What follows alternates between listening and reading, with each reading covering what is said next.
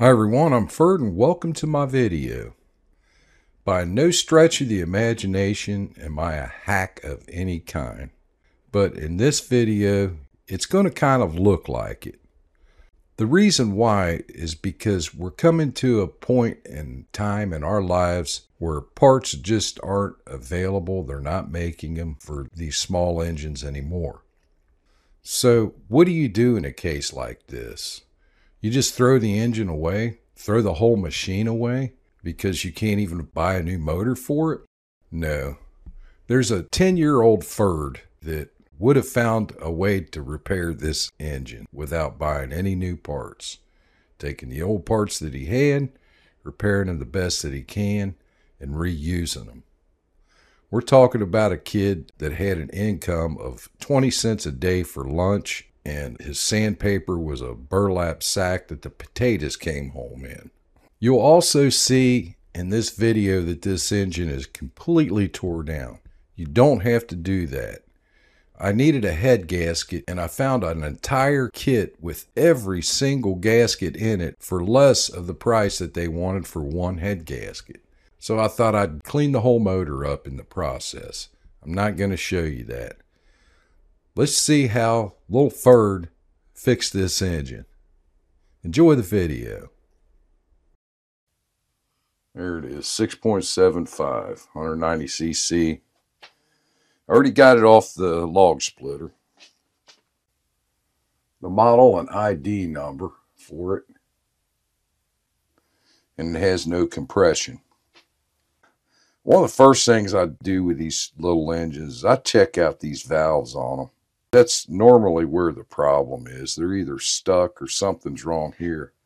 But if I shine the light down inside here, I pulled the muffler off of it. But if you can see, the valve guide in it is slid up out of its place.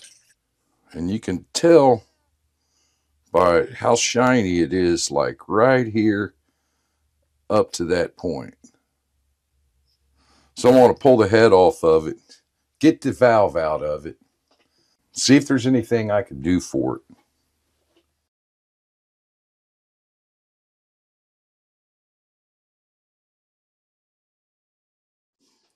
I had one hell of a time getting that clip off of there. I think there's something wrong with it. That may be the whole problem here. So I'm going to push this valve out of there. There's a lot of play in there. It came all the way out. These little lines, like you see right there, go all the way up and down it. Something got in there and scratched this thing up pretty damn good. I got on this drill. I'm just going to hold the steel wool on there and do it that way. It's going to take a while.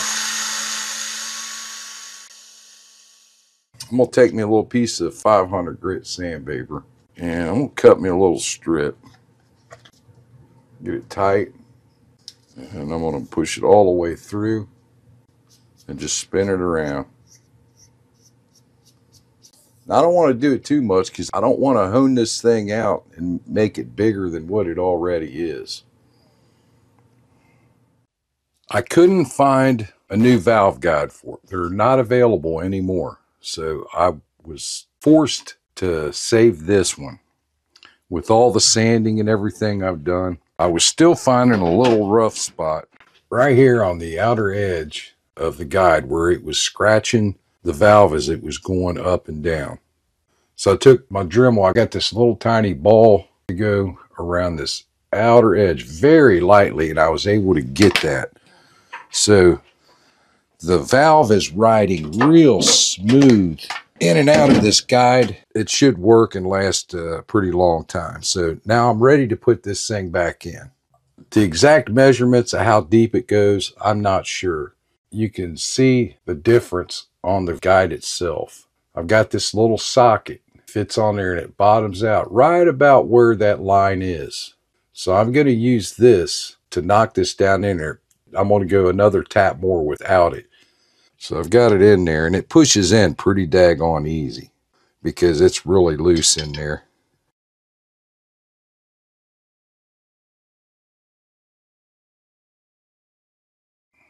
I'm going to use this center punch, and I'm going to get right alongside of it as close as I can.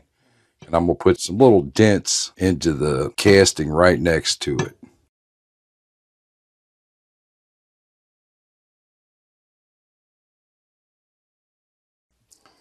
Now I've got one that's got a little bit of a fatter tip to it. We'll stick the valve in there. And it's sliding up and down pretty good, so I'm not going to lap it. And I'm confident that this will hold, so it should be okay. There's a little divot on this side. The big wide open end is on the opposite side. I want that big wide end to go down first. And I'm going to push my valve down in it. And then I'm just going to fish it up there with a screwdriver.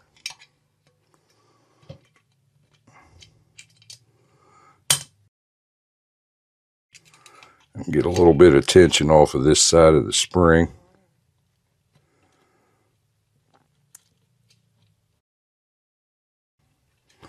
So I can get up under it.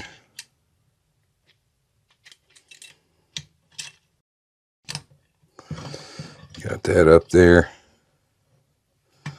Get under it with 2 screwdrivers. Lift up.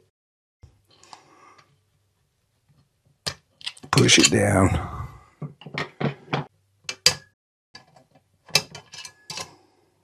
There we go. It's on there.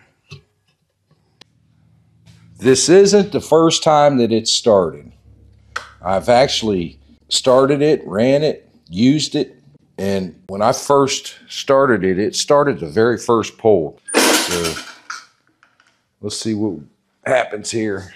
It's been used a few times.